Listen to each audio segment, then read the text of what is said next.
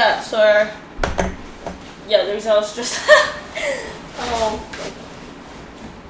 I was actually going through like old privates with you last night. Oh shit! I can't believe it's been such a while since I went through this. I can't believe I don't go through them all the time. But because I found one of us like doing a podcast as a private listen. Oh yeah. Do you remember that one? Yeah, I remember that one. Because I just had so many questions. Yeah. And it just ended up. And we normally like podcasts anyway, so I haven't done my intro, but we are here today with. Okay. No, because I'm like, my brain is going so many different directions, and I'm like, should I do the intro now? Should I do it later and then lead on to the? That's the best intro already. That's the best intro already. Yeah, well, basically, it's like the reason why this had to happen right now. Yeah. Is because we've already been doing podcasts. Exactly. Together. Exactly. We've already been doing it. And like, as much as I want to say, welcome to episode 2 of Spaceshifte. As much as I want to say that, what? What? Again, sorry. No, don't cut it. We'll just leave it. Okay. Just leave it. We got Hatruck behind the camera. Shout out. What up? Yeah, so like, as much as I want to say, welcome to episode 2 of Spaceshifte. This is actually episode 0.5, to be honest. True. Because you were meant to be the first guest, but also you've been the guest before. True. This ever happened. Oh, it's an honor to be here. So, thank you for having us. Thank you. Today we have the one and only Lamaroc. What's up? What's up? AKA so many names. AKAs. OG Lamaroc, goddamn. Reppin, Fresh Sox, $7, MZK, Yes. Australian Breaking Association. Yes. Yeah. Any more you want to mention? Nomadic Funk. Oh, Nomadic Funk. $7. BTTB DJs. Yo, Yeah. Yeah, all the way from, well, last time we had Isidro all the way from San Diego. Today we have someone all the way from Melbourne. Holy shit. all the way from Southeast. Yo, made the road trip. Yep, Southeast. Was good. That's it, man. Yeah, represent. Southeast. Yeah, that's all I said. That's not you. We're north. Made it all the way up north. Holy shit. Road trip. Starting that in August, but now I'm still southeast.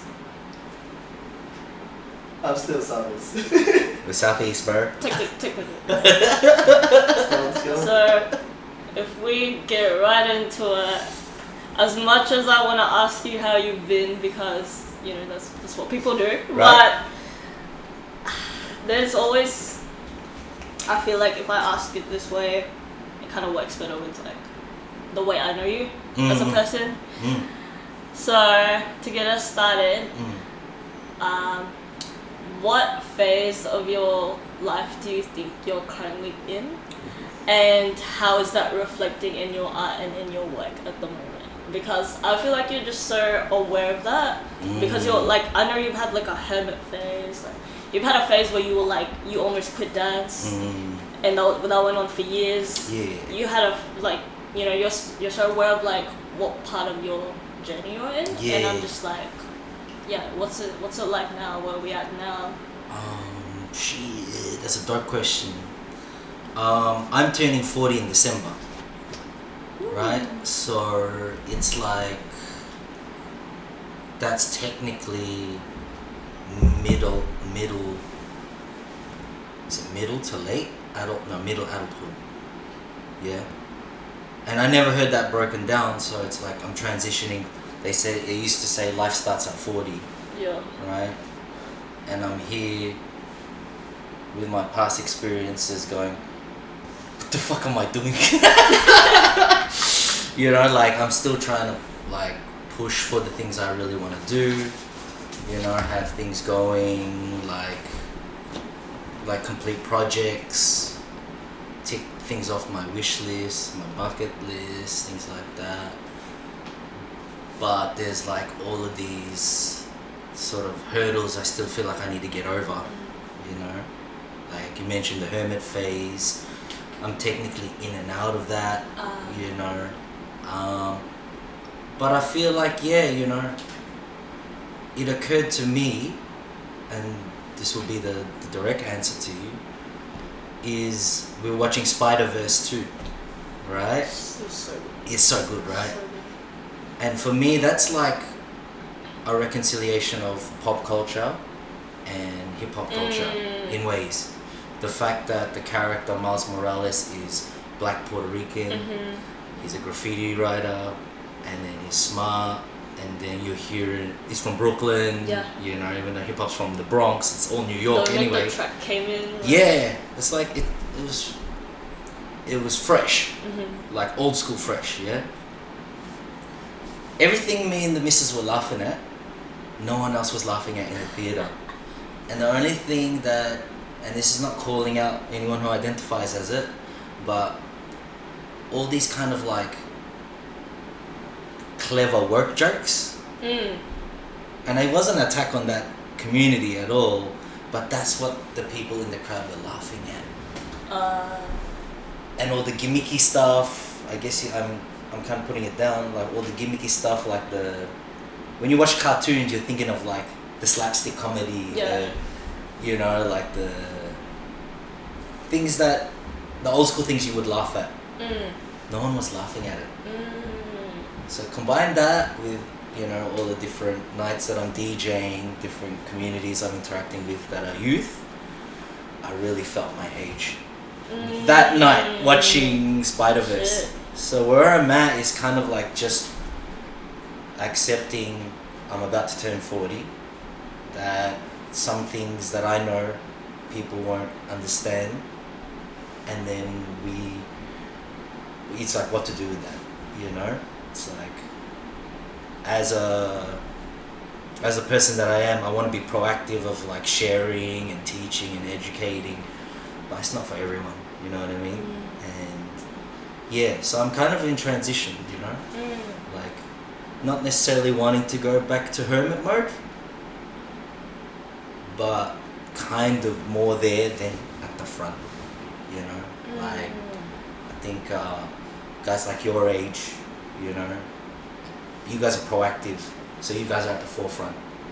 So I can just be at the back as support for anyone who needs me, you know, that kind of thing. So yeah, that's where I'm at in my life, you know.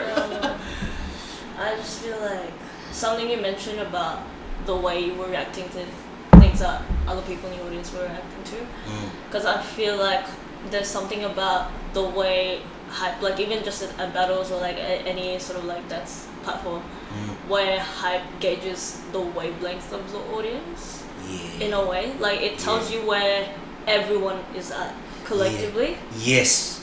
Yes. And like this weird detail I noticed, that I was talking to Costa about it, because Costa's in Melbourne right now. Shout out to Costa. Who is not at home right now, come back home, kind of. We're having dinner tonight, better not be late. But anyway, love you, bro. So, something I was talking to him about a while ago was like, you know, when you watch a video, like someone posts a dance video, and you look at the comment section and people start saying like the same words at some point, or like synonyms of the same thing. And I'm kind of like, it's like they're reading into the same kind of energy unknowingly, like tapping into that, and then we just like, wait. So I guess in that sense, it's like you can tell where we're at from what we're reacting to and how we're receiving that. Yeah. So I guess that's one thing you got me thinking about. No, true. But yeah, as far as that goes, because now I want to get into like, who is Lama? Shit. Because he does like 10 billion things at a time. And it's like, holy fuck. Like all fillers, yeah. It's a filler thing. Oh my god. Because I could point out like so many roles you've taken on, from like,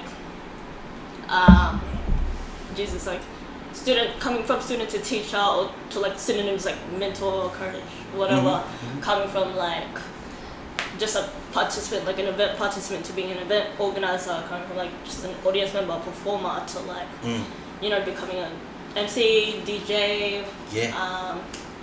yeah, things like that. I'm just like, when I think about all the things that you branched out into, like music, like acting, Oh fuck, singing. yeah. What did you forget? Yeah, because it's like yeah, just they were like random gigs, you know. Oh shit! I just did a whole indie short film, like last year. Like Yeah, when you're doing a billion things, like you just tend to forget something sometimes. gaming. Yeah. Like Yeah. I can't even count anymore. Like as far as the hip hop elements go, like you've dabbled into all of them, and you're pretty much like more into breaking and like doing a lot of DJing at the moment. Yes. And we were having a conversation last year right before Rebo. Yeah. I was at your house and you were on about, because you got asked to DJ, MC or judge. And you were telling me about how you prefer to DJ those days. Yeah. Yeah. Yeah.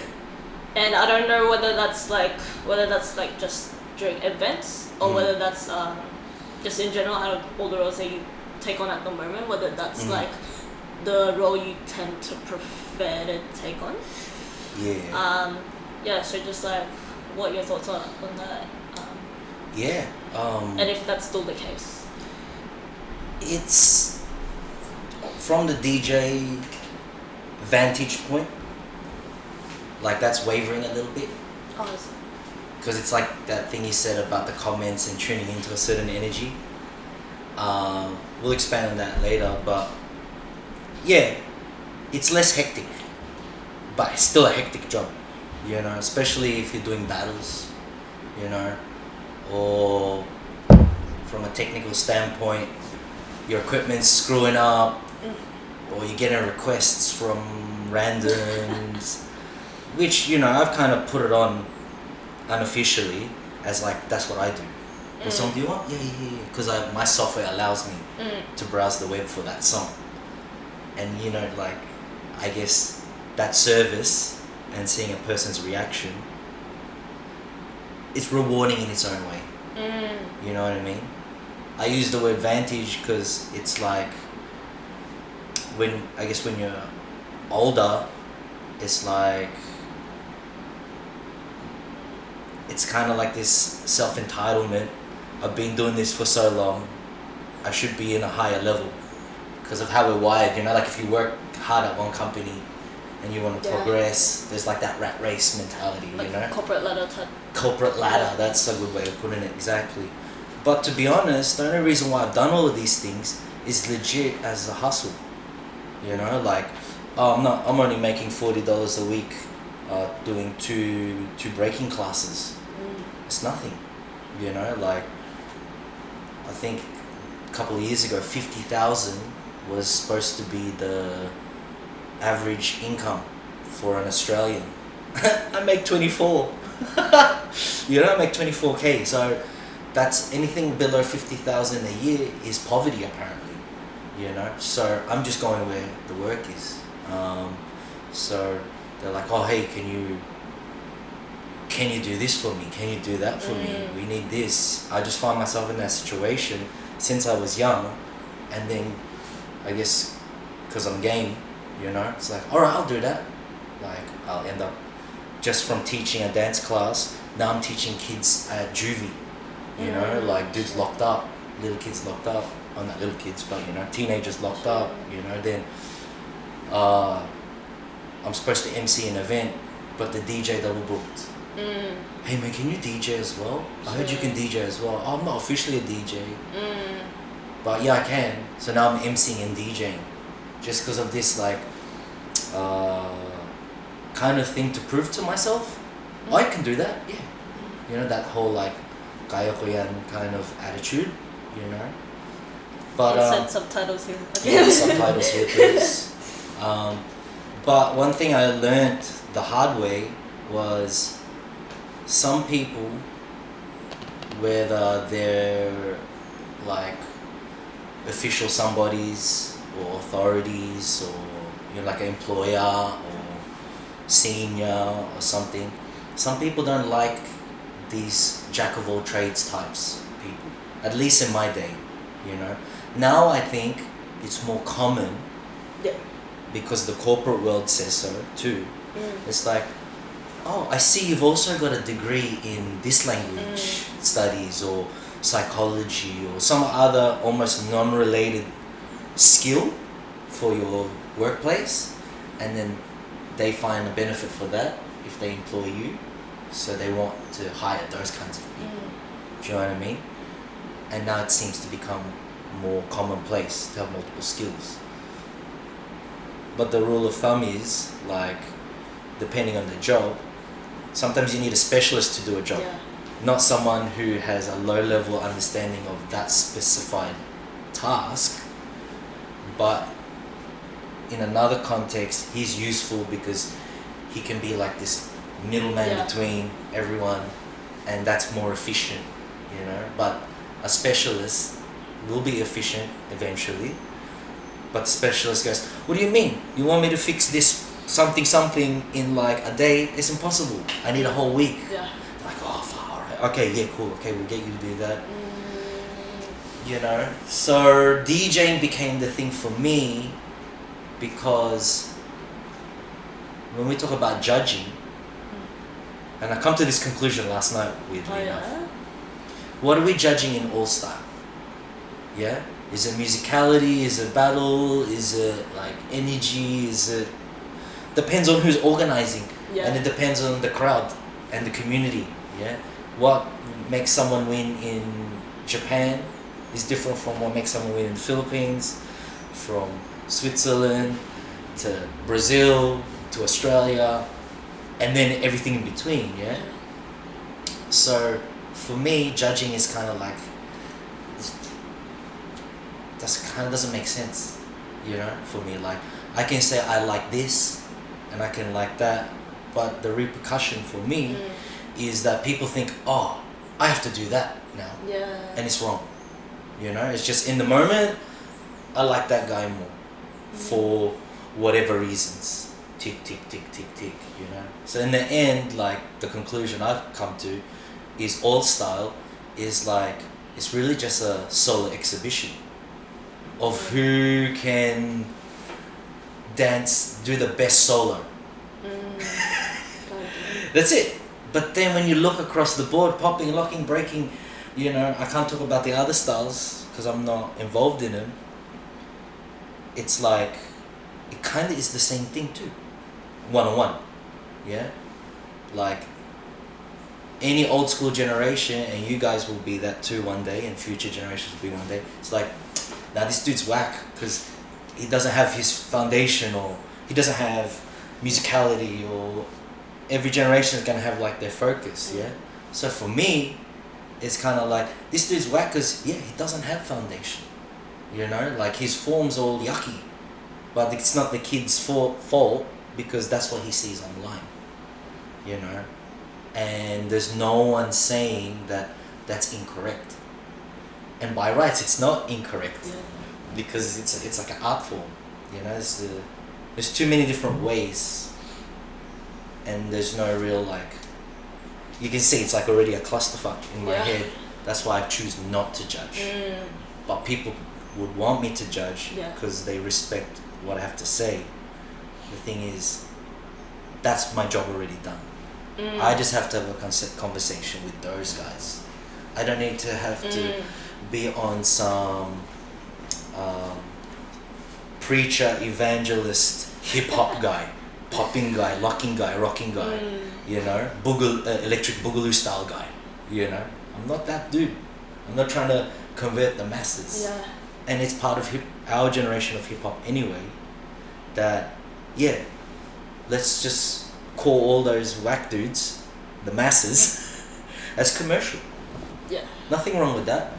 You know, that's where the money's at. That's where you're going to get most attention. These days, that's where you're going to go viral. But underground's always underground. And you take it away from a hip hop context, it's like, I don't know, is there a term for it? Like, just some real dudes, you know, or some like, these are some gems type. You know, not trying to be super egotistical about it, but more like, this is reserved for the few. It's exclusive, yes, but it's exclusive because It's almost like there's safe boundaries there. You know what I mean? Like, this shit's not for everyone, actually. And then how many people will go to those depths? And so it's kind of a shame, because the opposite side of that is, and I'll never know, is if I fought like some of these other guys, leaders of the current leaders of the community, to like keep something held down and say, no, that's wrong, you gotta do it this way, you know, like this is a something dance, this is a blah blah blah blah blah. If I was like that, would the state of affairs be different today? You know, but I'd like to be about open-mindedness, even though what I just said makes me sound hypocritical. Yeah, I'm human. You know, it's like I'm not like some dancing monkey. I'm not like some, like, you can take this stuff for free from me. There's gonna be exchange, and there's no benefit. And my past too, it's kind of like issues happened, you know. I'm more reserved. I used to be a lot more like, I learned it from my parents. I don't know if it's a Filipino thing, but it's like always open doors. You know, welcome, come to my house. You're hungry, you want to eat, you want to drink, hospitality, like all about that. Always inclusive, actually. But my experience has made me more exclusive, you know, more introverted as opposed to super extroverted, you know. Hey, is it cool if I bring my friend? Yeah, fuck yeah, bring them all in. Yeah, come, yeah, hungry, yeah, sweet, eat. Hey, is it cool if you judge an event? Nah, yeah, you know, it's like, yeah, they're just, these pros and cons, they're too strong now, you know. So it's more like, I guess DJing puts you in a position where you can engage with people and like exchange with them without those repercussions. Kind of. In a way. Yeah, in a way. That makes complete it sense. Feels like a safe boundary in the chaos. You know, I'm in my little booth, you know what I mean? I'm behind the table. Your personal space. Yeah, and then if I got entourage, I don't make it official yet, but it's like, hey, yeah, come hang out here, yeah, sit around here. So that some random can't come up to me, you know what I mean? Like, it's also, I'm grateful, but imagine like, I toast to be toasted. Here's a good example. Toast to be toasted, the event ended, and there's mad dudes coming up to me to talk, and I wasn't even involved in the event. You know, I said to myself, I'm gonna hang out with Gian at the booth to be low key. Idiot me. Opposite effect. I'm like super visible. I'm like he's like, you know, he's like entourage, like he's hype man. I'm there dancing in the back, behind the hosts Ollie and David. I'm like super visible, you know. But at the same time, it's kind of like that safe space. Because if I was in the crowd, I'm going to have a random conversation with somebody by rights. Because that's what you do. You go to an event. Hey, what's up? You know, what's going on? Yeah. These conversations. But sometimes at a dance setting, dance venue, it's not the time and place to have a proper conversation. High and by more so, for me, preferably. Because we're all here to dance. Yeah. You know, let's dance. Let's talk without dancing kind of thing. But this etiquette, it's still young. We haven't had much time to develop it. And it doesn't continue. Because like, how many 39-year-olds do you know that are still out there? Yeah. Just supporting or participating where the younger homies are at, you know. It's far and few between. But if you're in Japan, if you're even Philippines, you know, there's always old gen around, and it just becomes normal. I wish it was more normal here, you know. I'm happy to have these conversations, but it just depends on the day, you know. So, yeah. Actually, because you, so many ways we could take this, but you've already started talking about like the exclusivity of like hip hop, but also the way that people will come up to you for certain types of conversations in like not the right places necessarily. And I wanted to ask, because it's so hard to gauge like how open someone's window is for a certain type of conversation, Yeah. or like depending on like what to gatekeep, what not to gatekeep, or like you're feeling like they need to earn the right to a certain type of information as well. So it's like I've got a few different examples for like some different types of settings, and you can like include your own. But as far as those go, like how do you gauge how much knowledge to share or to gatekeep? Because like let's say, like a few examples I've got, let's say you and your friend are taking a class together, and then they end up missing that class for whatever reason, and then you catch up and you kind of like still want to catch them up on it. So it's like, how much are you allowed or should share? Or let's say you come from like a community that doesn't hasn't got like a developed community of a certain style, and then you come to a different area to get that type of information, then you come back and you kind of want to share that in order to bring a community up, but then you're not that informed either, like you've only got that piece of information, or like it gets like the lines get even more blurry when it comes to choreography classes as well. True. Especially for choreographers that practice other styles. Because then it's like they draw from those and they will naturally have influence from those styles. So it'll come out in their movement, so then they have to teach it, but then how much of it can they or should not they teach? So it's like, as far as like gauging how much information to share or gatekeep, like what your thoughts were on that?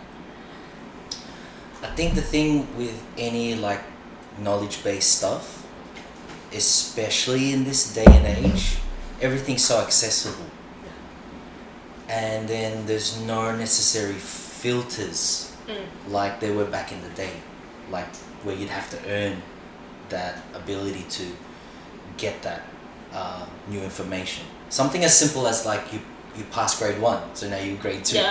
You passed your white belt, so up to the next belt, etc., etc. That everyone's so loaded now. As long as you've got a smartphone or access to the internet, you're loaded with all sorts of shit, you know. And it's interesting you bringing this up, because I've just had an experience recently where I realized, because I love to share, right? I don't know if there's something else happening in my psyche behind that as to why I do it, you know, like provider type, dad type, mentor type, big brother type. But I've realized I give too much, you know, and it's not about like any type of self-preservation or conservatism, reservation. That's part of it, but it's more like you just gotta, it needs time. This shit is slow burn, you know? Like if I'm double this kid's age, right? Like how is he going to absorb 20 years of knowledge, you know? That knowledge, I call wisdom experienced knowledge. Because you might know that here's a good example, yeah? This opens a whole can of worms, right? But it's like, what's a good ice cream you can buy from the supermarket? Yeah? Salted caramel macadamia. Whether it's the Coles brand or the Connoisseur brand, same shit. Shut up. Right? But whoever thought to mix salt with caramel? At least when we were young, it's like people who weren't from the Philippines didn't like the idea of mixing something sweet with something savory. Yeah? But now it's normal. And commercially, you know, it's because it's authentic. You know? Work police, on the other hand, is like, this is real authentic. But it's a whole different thing, yeah? Then you got hipsters in between and whatever, you know, it's like a whole clusterfuck, yeah? Yeah, I'm going on a tangent. The thing is, all of these environmental and cultural things, as things change, not necessarily evolve, I would say. Evolve and devolve. You can't have one or the other. It's both always.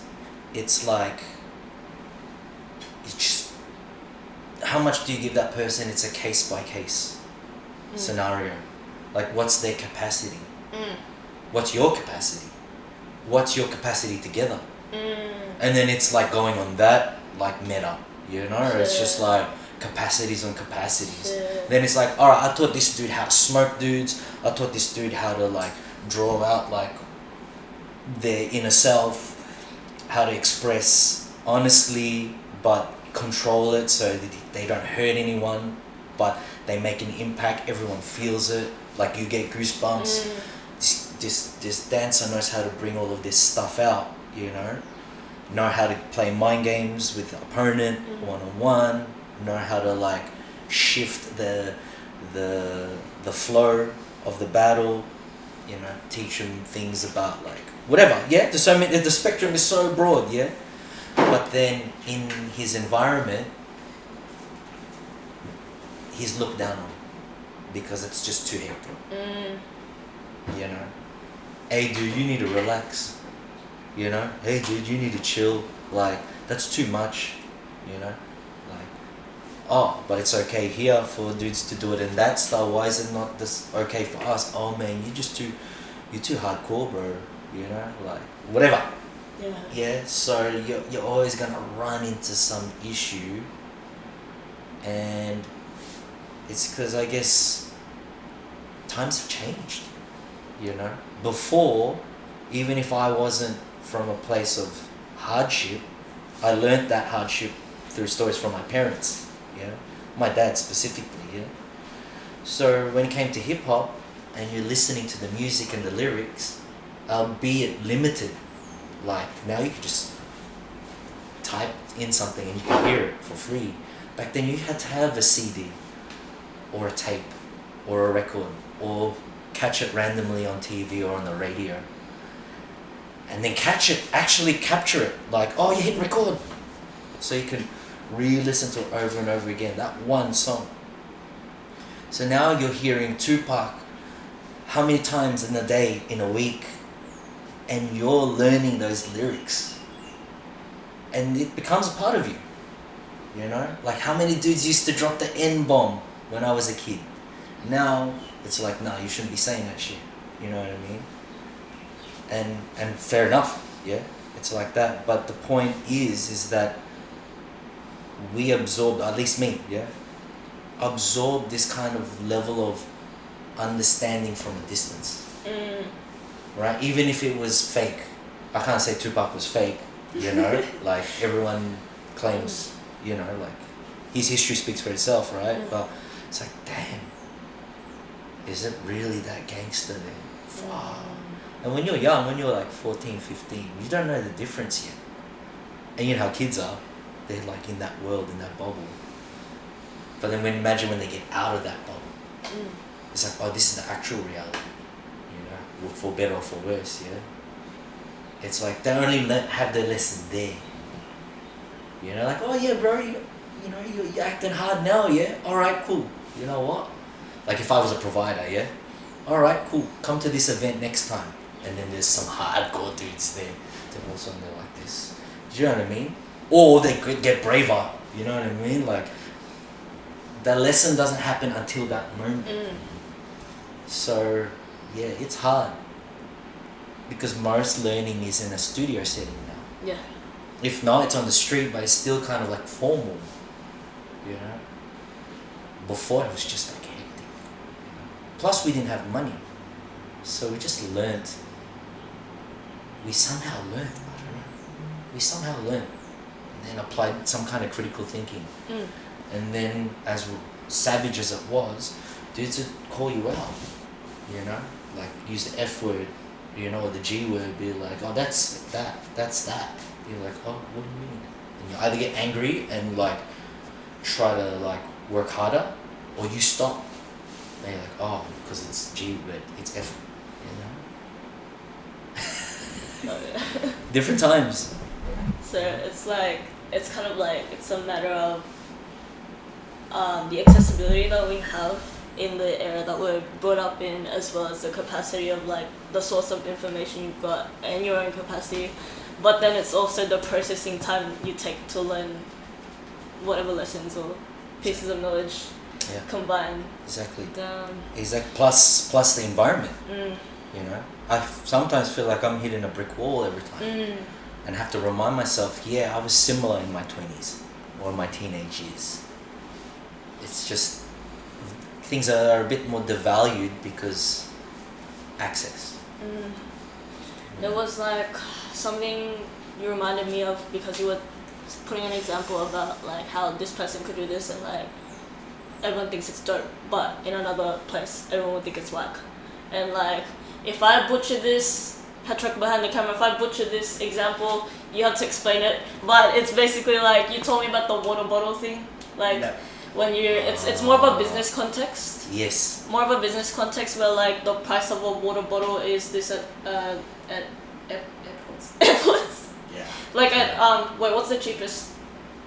Where's Sari store? Sari store. Yeah. Convenience stores are like when water's the cheapest at, and then you get it at an airport, it's a lot more expensive. You go to another country with different currency, it's a lot more expensive. Yep. Kind of thing. So it's like it's just a matter of what place you're put in, where and what kind of people will recognize you as opposed to your true value. Type of thing. Yeah, so that's exactly. something that it reminded me of. Yeah. But that's more business context, but it applies. Yeah. It applies. And as far as like, because you've opened up so many doors again. Let me add to that like, quickly. Yeah. Let me add to Yeah. like as sure. the thoughts sort of trailing away. It's like then, and we come from the era where we used to pirate shit openly. I'll just download this song, rip it from here. Hey, can you make me a copy of this DVD? Burn the DVD. You got a copy instead of paying full price for it. Yeah. So we've devalued that thing, right? But on a big level, who has pirated our shit? Who has pirated our cultural shit? Because on the street level, it's like, oh yeah, Kuya Migs over there around the corner, he's a dancer, I think he does hip hop, but actually he does crump, right? Yeah. Oh yeah, Kuya Lama over there, Real shit. I'm pretty sure he does strutting, like he does he does the pop lock, his rap dancing, right? And then like the word gets around, and then you learn in like common ways of how to engage with people, and then if they want to share, they share, But then you get these big companies, and it's not necessarily their fault. It's just how it works. It's like, oh, we can make money off that. Let's take that. Let's broadcast it to the world. All the levels are professional, Hollywood styles, industry styles, and then that's what most people see first. Yeah. Whereas before it's like, in 3 hours of watching TV, you get 30 seconds of something that really captures you. And in this case, for me, it was breaking or hip hop. Only one song, or not even a hip hop song, rap song, and there's someone breaking. And it's like, wow, what's that? Yeah. And then you're fixated on that point. But now you can just go, boom, watch these events, and it's good for making money and opportunities, but it's also devalued because now these stocks of water from this best place, it's like taken out and reproduced, and it doesn't come from there anymore, and it's a watered down version now. Double entendre. Watered down. It's watered down, and then Whoa. and people want the watered down version. Like, oh, we want something authentic. Can we have some authentic Japanese food? Can we have some authentic, Korean food? Can we have authentic? Fucking fuck off, like, Can we have some authentic fuck off? Yeah, can we have an authentic fuck you? Make your own shit, I don't like fusion. Fusion's like, motherfucker, if you're not getting fucking bad stomach from eating this food, then it's not authentic, man. The bacteria is different, the ingredients are different, that's why it tastes good. That's authentic, It's not funny. They don't want fusion, but it's the only entry point. Exactly. Is the fish here the same as the fish in the Philippines? No. Is the ingredients the same as it is in the No. Is it? No. Just no. You want authentic? Go there. Straight up. Make your own shit. Straight up. Exactly. And earn it.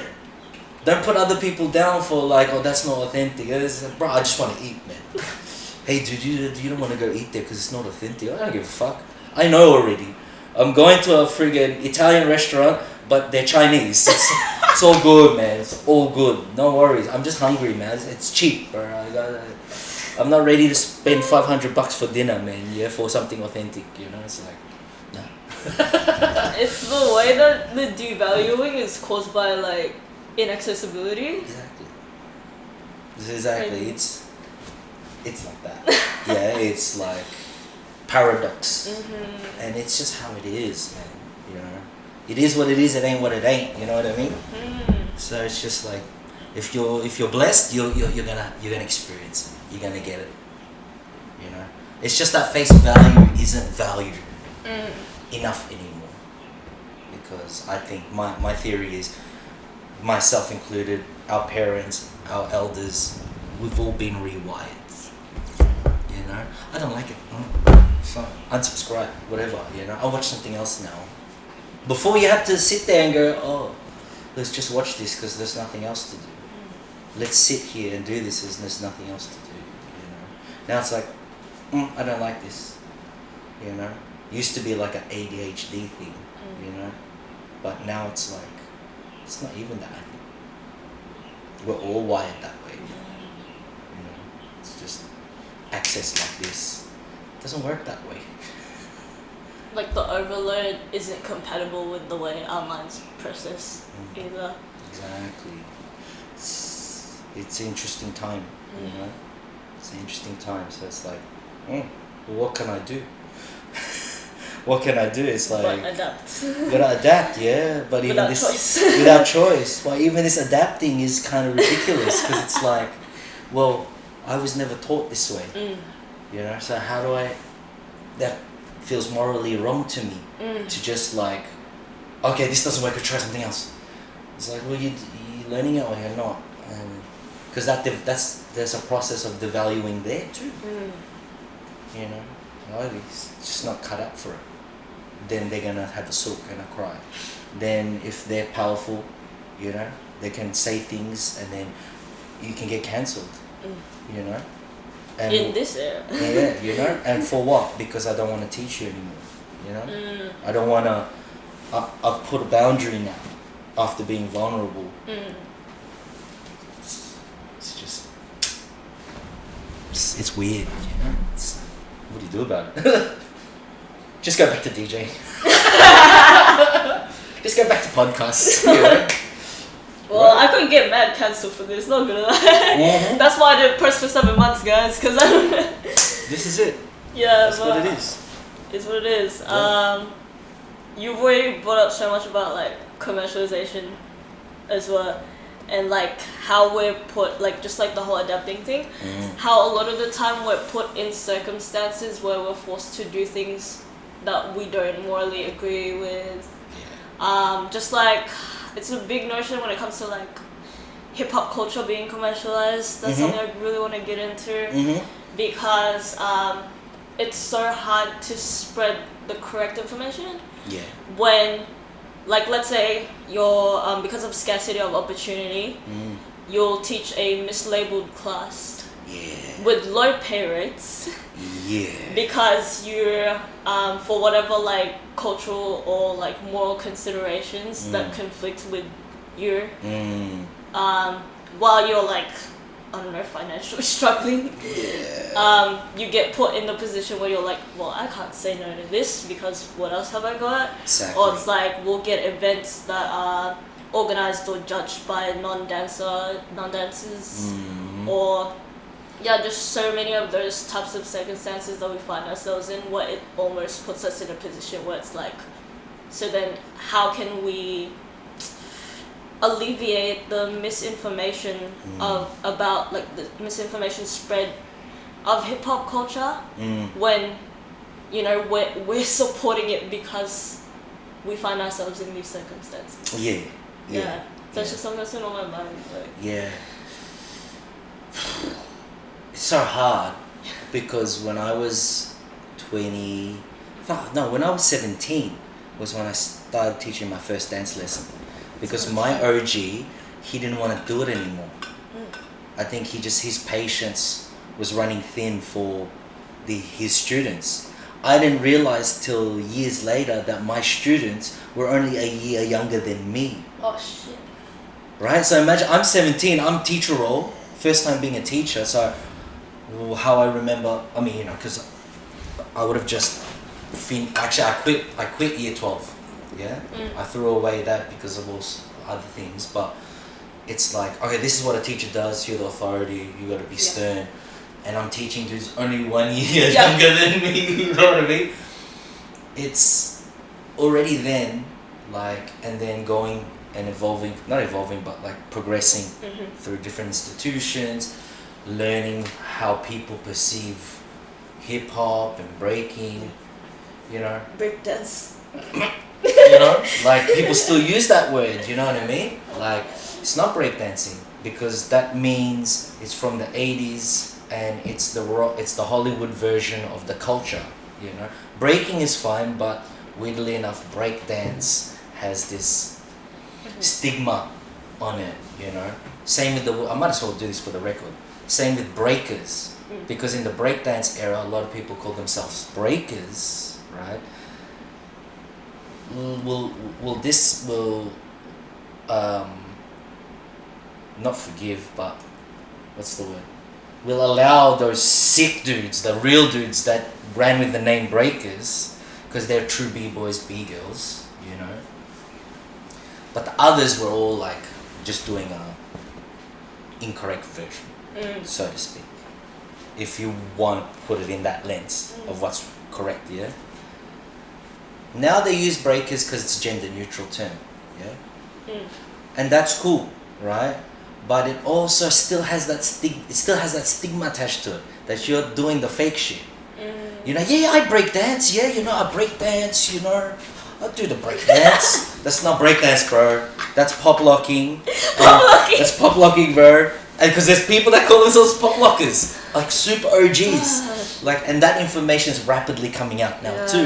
New narratives, yeah. But we were taught that's popping, that's locking, and they're different umbrellas, yeah. They're separate dances. So, can you imagine why someone from my generation and before don't want to hear breakers, you know? If there is like a gender neutral like dancer, you know, shout outs to them, yeah. Like if there's like dancers that break that identify LGBTQ plus whatever, dope. That's dope because hip hop is inclusive, yeah. Originally, block party, yeah, you coming through, boom, and then you conduct yourself as you do, you know. But change it. Don't make it breakers. Be thems. Yeah. And then it's and we got B-boy Lamaroc. Nice, be them, bro. You know? Sounds fresh though. Right, be them. It actually got this. It's kind of clever, yeah. But I don't know. Maybe now after saying this, some dude's gonna be doing that, you know. But breakers is kind of like, yeah, breakers. Yeah, I'm a breaker, you know. I'm a breaker. Then I do the crazy legs on the floor. Then I do a helicopter. It's like, come on, bro. Those are not they're the wrong ones. That's the wrong terminology for what you're doing, you know. But that's not communicated because it's easier to just go, oh, hey, breakers. So we just forget 20 years of history of our upcoming where we were told by our OGs, no, we don't use the word breakers because that means Hollywood shit. You know?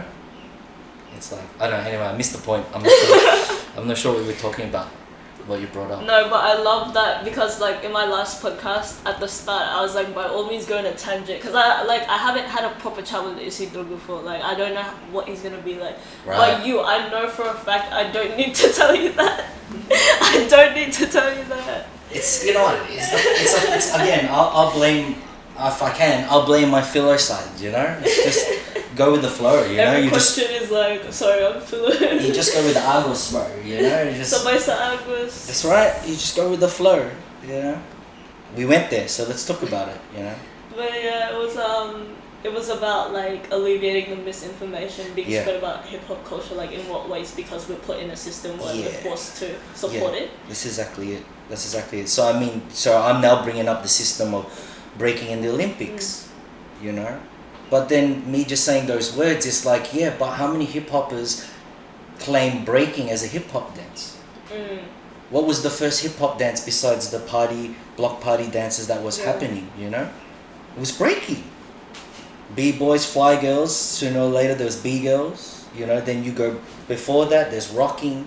Rocking is influenced by all sorts of different dances like disco, salsa, but like any other community, they're like, oh, that disco shit is whack, or this is whack, we do this, you know? Not saying that that's the history of crump, but crumping, at least from what I remember, has a history where these dancers that established crump were doing other styles, you know, and then they said what we're doing is different, or they would still be doing multiple ones, but then crump was able to like evolve to become like its own movement, its own culture.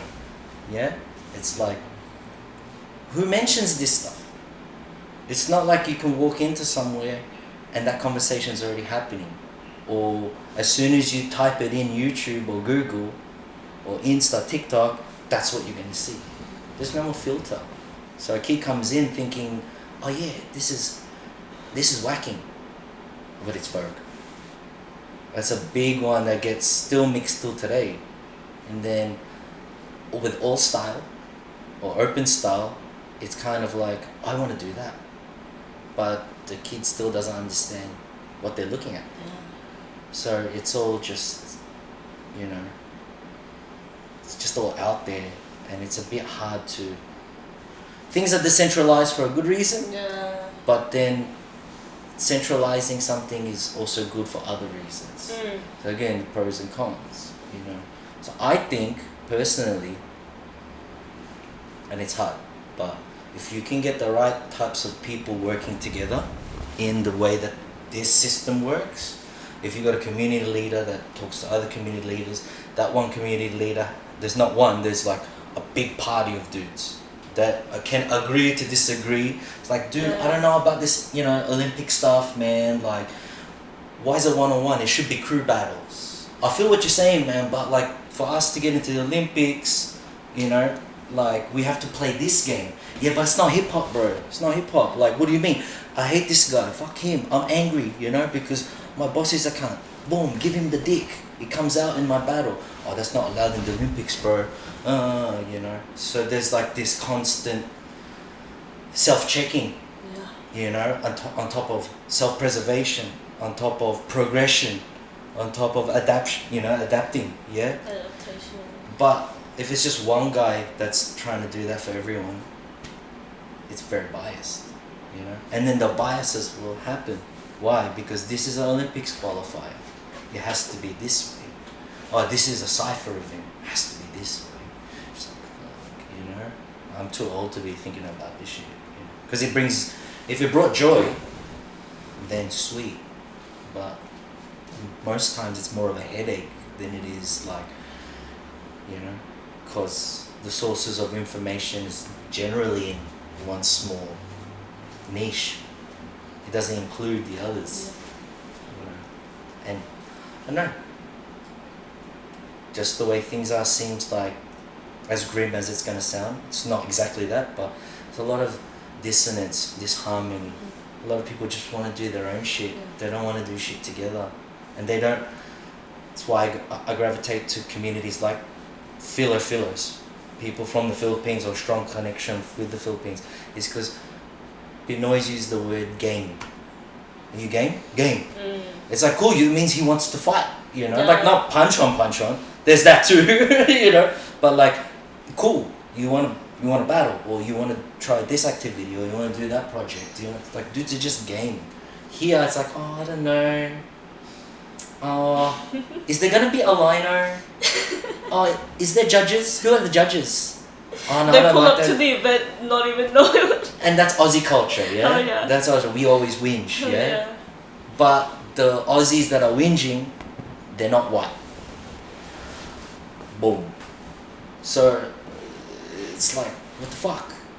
Can't just Anyway, that's a whole nother can of worms. So it's very hard to like teach the correct thing. Yeah. You just have to be some kind of character. Easy if I was an asshole. If we're all assholes. Yeah? You want to come to this class? There's a line of 1,000 kids. There's a back catalogue. You want to learn this? This is how much it's going to cost. And this is the right way. And blah, blah, blah, blah, blah. And then it's done. The Chinese learn like that. Koreans, Japanese, they learn like that. You know, and then they come and say, oh, what's going on? But then you get a type of dancer that's manufactured. Like, that expression's not there. Like textbook type. Textbook, like... yeah. So that's why there's a lot of clone-looking guys. And the Western world, on the other hand, is kind of that, right? But it's messier. Yeah? And they think they're free and they're doing things, but they're just biting whoever they're watching. You can see it, especially if you're on point, like you're studying everything, you're like, hey, this dude's biting this guy. Hard body. Yeah? That Corey crew straight bit that from this fan or this Corey crew that won this event. Yeah? It's normal. You know, monkey see, monkey do. Yeah? But it's that ignorance that prevents them from utilizing what is at its heart the essence of like hip-hop culture. Yeah? It's like you have nothing, this is all you got, yeah, and you make something out of nothing. They're not making something out of nothing because they're biting shit all the time, and they don't even realize it because they're watching the same shit all the time. They're in the conversations of the same shit all the time. That's my theory, you know. Whereas, as soon as from the get-go in hip-hop, it's like, don't bite, you know, don't be whack, dress fresh, you know, like all of these sort of values, yeah. Each culture has that, but how many people actually adhere to it? It's hard to, because you have to adapt. Because why? Because it's open styles battle, and it's, you know, Aussie conservatism and Asian conservatism in this room. You know, oh shit, okay, I can't be hardcore here, because people will judge me. I'm sure that's a concern for some people. You know what I mean? So that those channels for essence can't come out, and then people don't think people can actually handle that at the moment. So that's why that's part of why the incorrect information can't go out there, because the system doesn't allow for it. Yeah? Wait, what do you mean I can't eat with my hands? It's unhygienic. It took, how long have Philo's been in Australia for? Since 1920, yeah? And then the big migration afterwards, yeah? Like maybe 70s, yeah? It's like, what are you eating with your hands? That's disgusting, yeah? Now, Boodle Fights Kamayan is like promoted internationally. Why? You know? It's just like, again, it's another time thing. Because the system's saying, no, you can't do that. And someone's going to make up a new system. And I guess it's like also the aspect of like a lot of the people practicing or representing, like say dance styles or whatever cultures they come from, weren't the same people who originated them.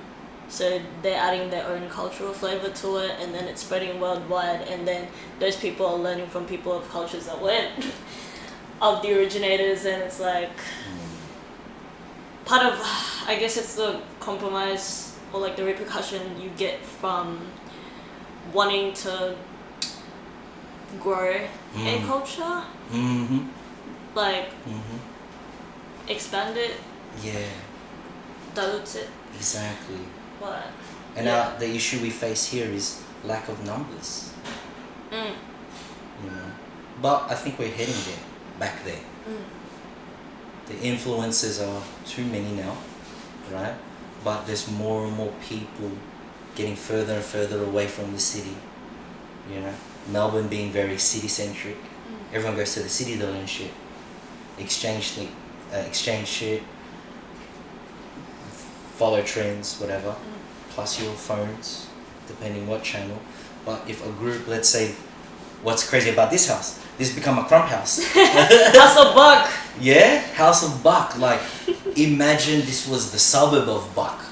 Then imagine this was the council of Buck. Numbers. You know, like how is drill a movement in Mount Druitt in Western Sydney? That all like maybe there's a lot of negativity attached to what that music preaches or speaks about, but at least it's allowed. That expression of it. That's the reality for some hardcore dudes, you know. But an international movement come out of some, you know, hectic suburb in Sydney could happen here too. You know? I think the things that will help with a lot of chaos is when there's a return to cruise.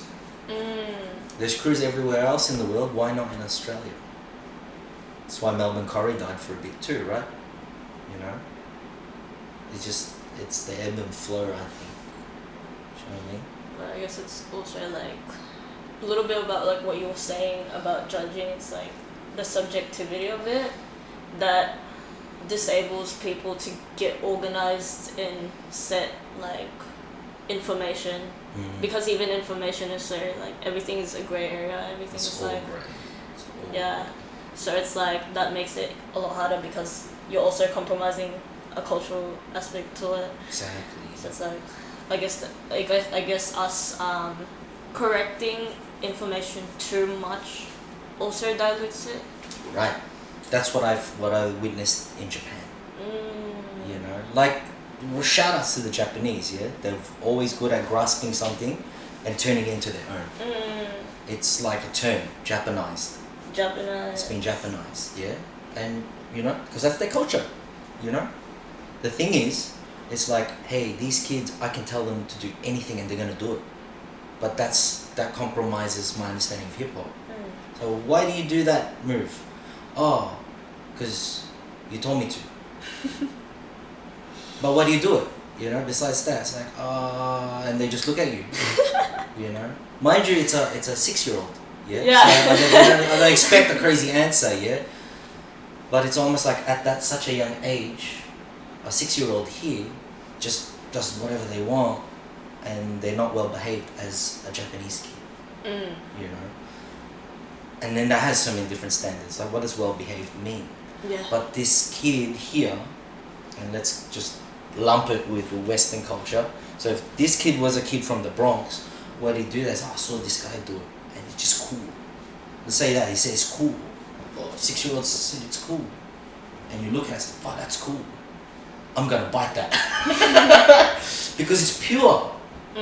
The kid just expressed this next level thing, like, because he saw some older guy spin, and he just tried to mimic it. And then, you know, as a teacher become a student again, it's like, that's why we're not, alright, here's a good way to put it. We're not break men and break women. We're not be men and be women. We're be boys and be girls. And let's include be thems, yeah? It's an inner child dancing, yeah? I'm sure you can apply that metaphor to every other dance, you know? And the spectrum for us, and I'm always shouting out the fillers, you know? The spectrum of our culture is that there's a moment to be feminine. There's a moment to be masculine. There's a moment to be aggressive.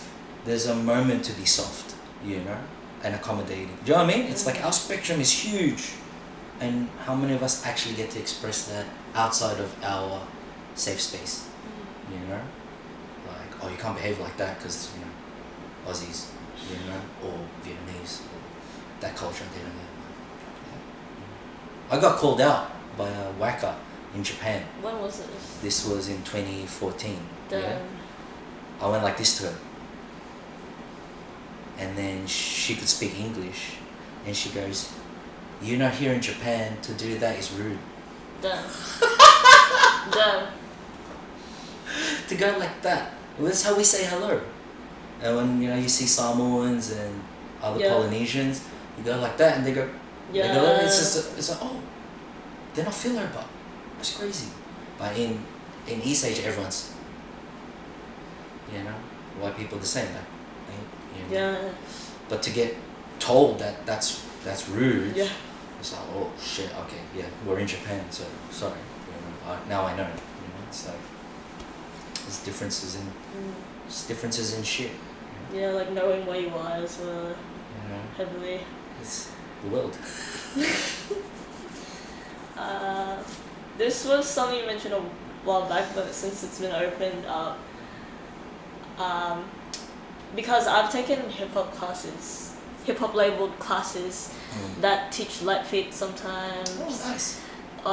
But then it's like breaking is the first hip hop style, but it's very rarely integrated in hip hop labeled classes, and there's always that debate. Like, this is a breaking class, this is a hip hop class, and it's like now we're getting in Melbourne, we're starting to see like hip hop freestyle labels and classes, but now it's like, as far as if there is a hip hop umbrella, because you talked about umbrellas before, if there is a hip hop umbrella, what styles would belong in it, and what should be taught or included in hip hop labeled classes based on that? Well, because I'm born and raised in Melbourne, in Australia. Yeah, people call me OG, but I've got my OGs, yeah? Yeah. And peers. Some of my peers don't even say that freestyle hip hop style of the late 80s, 90s is even included in hip hop. It's full purist. Like, breaking is the only hip hop dance. Oh shit. Hardcore, yeah. But that's him, and he's entitled to his opinion, yeah. And I would agree to disagree, yeah. Because when I was younger, I was looking for all sorts of inspiration. So I saw Light Feet as early as 2005. Yeah. And anytime I speak to someone who does Light Feet, I mention this dancer named Duck Sauce. And you feel it when you're watching it, Duck you know. sauce. Duck Sauce, and he feels, it's like this guy's got the same energy as a b-boy, you know. Then I noticed that they did Harlem Shake before that crappy little trend in the 2010s of fake Harlem Shake, you know, wearing a motorcycle helmet, yeah, whatever that is. But I saw that in 2001. Dudes going like this, and them walking into the, I guess like they were ciphering. I don't know if it was, they called it cipher, but they were coming in like this and then start doing it, yeah? And we just mimicked it, but there was a Japanese guy who was doing it already. Mind you, this Japanese dude in 2001 was wearing purple and had dreadlocks. Yeah. So everyone thought he was gay. Yeah. Because that was the ignorance back in 2001 here in Australia. Like, if you wear purple, purple's a gay colour. Like, okay. And then, funnily enough, purple, gold, and white became our team colours, our crew colours. You know what I mean? It's just, it was a different time. So the point being is, if breaking's from 1973 or pre-73, yeah, and then Light Feet and Harlem Shake are in those orders, yeah, plus freestyle hip hop, plus everything else in between that we might not even know, yeah. If it's all from New York, you know, and it shares values, sounds, energy, same as that Bronx vibe, I would all put that underneath the umbrella. And when I was coming up, it was at breaking events, right? That was inclusive of locking, popping, house, whacking. I'm sure there might have been some Voguers there, you know? Because it was... This is the difference, I think, between now and then. And this is no call out to anyone from LGBT community, yeah? And I don't really know the context in when I was in the Bronx and when I was in LA many years ago, right? But it's like everyone seemed hard. Everyone. And then you heard that certain people were, you know, LGBTQ, you know, but they acted hard. So it was like they were all there. Everyone was there. And as a foreigner, you're like, shit, dudes are hard here. You know what I mean?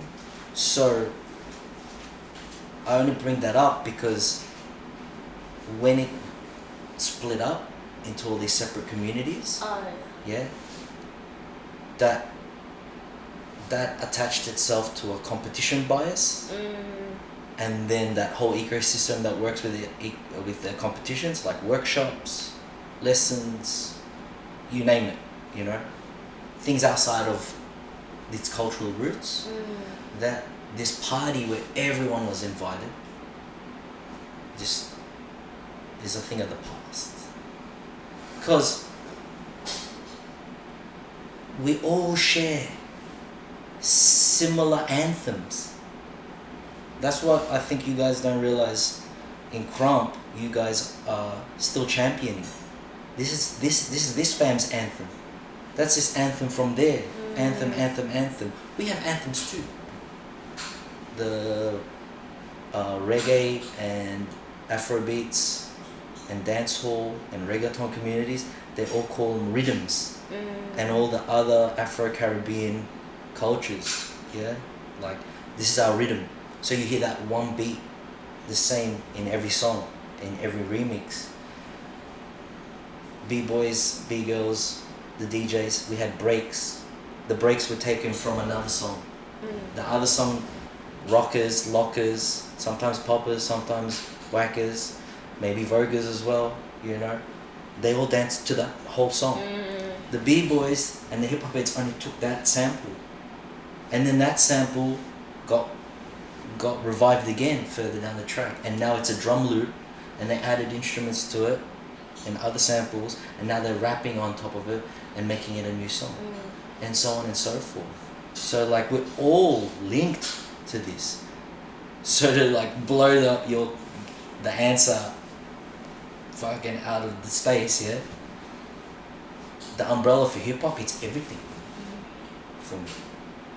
It's crazy because, like, as a hip hop value, there's unity as well, right? And I guess it would have begun with like accepting people of all walks of life, all demographics, like just bringing them all in. And if they were around at the same time, if they started developing around the same time, the same areas, like they would have the same like cultural influences as well.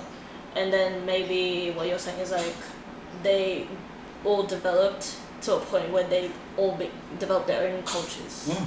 So, which is, it's so weird to think about that, like now there's a lot of correcting happening about like, no, this isn't hip hop, this isn't hip hop, this isn't hip hop. Whereas like the way you're describing it, it's like they were all once just this one thing that grew, like branched out. Exactly. I mean, you know, as people do. You know what I mean? And even then, that shit probably happened, you know? But where is our meeting point? Where can we all meet halfway? Where can the elders meet with the younger gen? Where can this community meet with this community? Yeah? I think the gangster term for it is parlay with an E. Parlay is to allow, like, usually an enemy to meet in the middle ground. Is that the French term or no? I'm pretty sure I heard it through a Biggie track. Oh. Yeah. Parler. But it's probably French. Because in French it would be speak. Ah, parler. Yeah, it probably has. We can Google that. Yeah, that. Je parle, tu parles. Hello, on parle. Well, you speak French there, I don't know. Je parle le français. Holy shit, flex. But yeah, it's that, right? It's that because, and I can't speak about any of the other dance cultures, yeah. But as far as I know, with hip hop and Bronx, and there's another history that's not really spoken about, yeah. Before hip hop, Bronx was like, and other parts of New York were divided into territories by gangs. Now, I always thought gangs, you know, because in the 90s and 2000s, our idea of gangs was Bloods and Crips. West Side, you know, like through watching Tupac and all that. We thought gangsters like that, you know. Black dudes, like Mexican dudes, You know, stereotypes, yeah? Yeah. But still comes from reality. But no, these gangs in New York were like bikies. And they were kids. Like as in youth, early adulthood, or still teenagers. Yeah? And because of that upheaval through their society and their communities, by the time hip hop come around, it was like this parlay where it's like, hey, we can break these boundaries now and we can hang out and dance and party. And then for a moment there was like this peace there. But that gangster shit never really leaves, you know, because there's always a need for people to come together under hardship, you know. But look at the positive culture it creates. I think maybe at this end of the spectrum we've arrived at, there's all sorts of things happening that's causing these corrections, you know. It's the past though. Like it'll help the future, I guess. Take 2 steps back so we can leap forward kind of concept. But yeah, it feels really, really messy right now. It feels all over the place. It's like, for the youth, it's something. You guys got the capacity for it. But as an older person, it's almost like, I should be concentrating on making a living. But I'm too passionate about this. I get, you know, I feel like I get hurt. You know what I mean? Like, oh, these conversations, like, not this conversation, but you know what I mean? I mean, if you want it to be this okay. Yo. Yeah. It's like what once was correct may no longer be correct anymore. As well. Exactly. Goddamn. There's a lot of that. There's a lot of that. That's crazy. The narrative's constantly changing, you know, and then it depends on where you sit, how deep you go. So, yeah. So we have probably gone over the hour, so we might take a little break and tune in for part 2. We are gonna end it there for now. Nice. Shout out Kuya Lama for just such an honor having you. Thank you. Part 1 and 2 and however else we will make today. Up to part 10. Such an honor. If y'all wanna keep in touch with Kuya Lama, you can find him on 500 different social media accounts. So he's got his personal Lamaroc 9 or 9. No. You can find his DJ account on Fame Song. You can find his gaming account, Tikoi Talks. Yeah. You can find his podcast account, Long Laru Pori. Yeah. You can find, am I missing? Yeah, I've forgot. Your Ben Circuit account, your event account. Shout out Ben Circuit, June 24th in 2 weeks. Yep. Register now, don't be late. Yeah. Yeah. And you can find him on TikTok, Lamaroc 999. Yeah, I haven't used it, but maybe we'll upload it soon. If he ends up using it, he is also on YouTube, Lamaroc 999. You can find Twitch, Lamaroc 999. Twitch, Lamaroc 999. You can find me. I didn't even introduce myself. What's good as you go, Kim Chan, aka Princess Hatruck. And you can find Spaceshifte podcast on YouTube, also available on Spotify as Spaceshifte. You can find our Instagram, Spaceshifte.